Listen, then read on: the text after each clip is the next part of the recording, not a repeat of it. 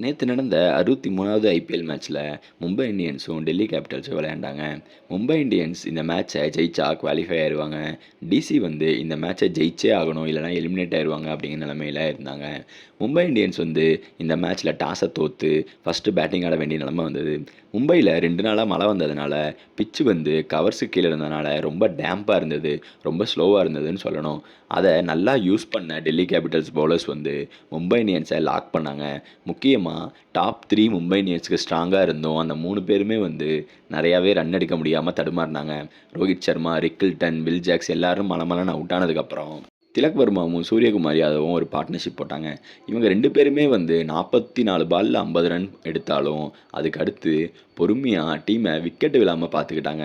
ஏன்னா பிச்சு ஸ்லோவாக இருக்கிறதுனால அடிக்க போனால் விக்கெட் விழ வாய்ப்புகள் அதிகமாக இருக்குது.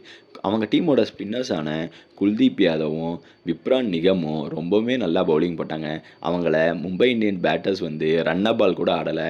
அவங்க வந்து 4 ஓவருக்கு 20, 4 ஓவருக்கு 22ன்னு போட்டு முடிச்சிட்டாங்க. அங்கங்கே கிடைக்கிறப்ப ஒரு பால் 4, 6ன்னு அடிக்க ட்ரை பண்ணாலும் மற்றபடி மும்பை இந்தியன்ஸ் வந்து விக்கெட் விழாமல் கடைசி ஓவர் வரைக்கும் எடுத்துகிட்டு போக தான் பார்த்தாங்க. முக்கியமாக சூரியகுமார் யாதவ் எல்லாருமே அடிப்பாருன்னு எதிர்பார்த்தப்ப பொறுமையாக வெயிட் பண்ணிகிட்டே இருந்தார் அந்த சான்ஸுக்கு. ஒரு கட்டத்தில் திலக் வர்மாவும் அதுக்கு அடுத்து வந்த ஹார்திக் பாண்டியாவும் சீக்கிரம் அவுட் ஆக சூரியகுமார் யாதவும் நமன்தீரும் சேர்ந்தாங்க. இவங்க கடைசி 2 ஓவரில் 47 ரன் அடித்தாங்க. மும்பை இந்தியன்ஸ் 18 ஓவரில் 130 ரன் தான் எடுத்திருந்தாங்க. இப்படியே போனால் வெறும் 150 ரன் தான் எடுக்க முடியும் அப்படின்னு எல்லாரும் எதிர்பார்த்தப்ப கடைசி 2 ஓவரில் 47 ரன் அடித்தப்ப 180க்கு போய் நின்றுச்சு. அந்த பிச்சில் 160 தான் வின்னிங் டார்கெட்டாக எல்லாருமே எதிர்பார்த்தப்ப இவங்க 180 ரன் அடித்த உடனே கண்டிப்பாக மும்பை இந்தியன்ஸ் இந்த மேட்சை ஜெயிக்க போகுது அப்படின்னு தெளிவாக தெரிஞ்சிருச்சு.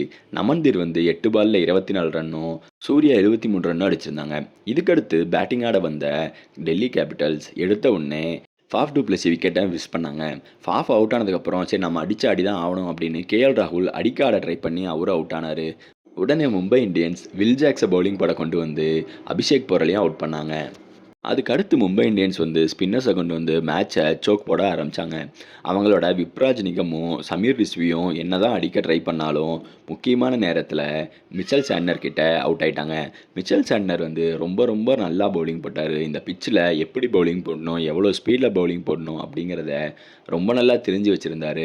ட்ரிஸ்டன் ஸ்டப்ஸ் வந்து ஒரு இம்பார்ட்டன்ட் விக்கெட்டாக இருப்பார் அப்படின்னு எல்லாரும் எதிர்பார்த்தப்ப அவர் வந்து பும்ராவோட ஒரு கட்டரில் அவுட் ஆகிட்டார். அதுக்கடுத்து பெருசாக டெல்லி கிட்டே இருந்து பேட்டர்ஸ் யாருமே ஆடாதனால மும்பை இந்தியன்ஸ் வந்து மேட்சை மலமலன்னு எடுத்துகிட்டு போய் மேட்சை ஜெயிச்சிட்டாங்க.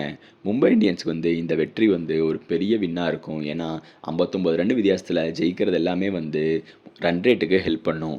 என்னதான் மும்பை வந்து டாப் 2ல் போகிறது வந்து மேத்தமெட்டிக்கலாக பாசிபிளாக இருந்தாலும் மேலே இருக்கிற எல்லா டீமுக்குமே வந்து இன்னும் 2 மேட்ச் இருக்குது. எல்லாருமே ஒரு மேட்ச் ஜெயித்தாலே டாப் 2க்கு போயிடுவாங்க.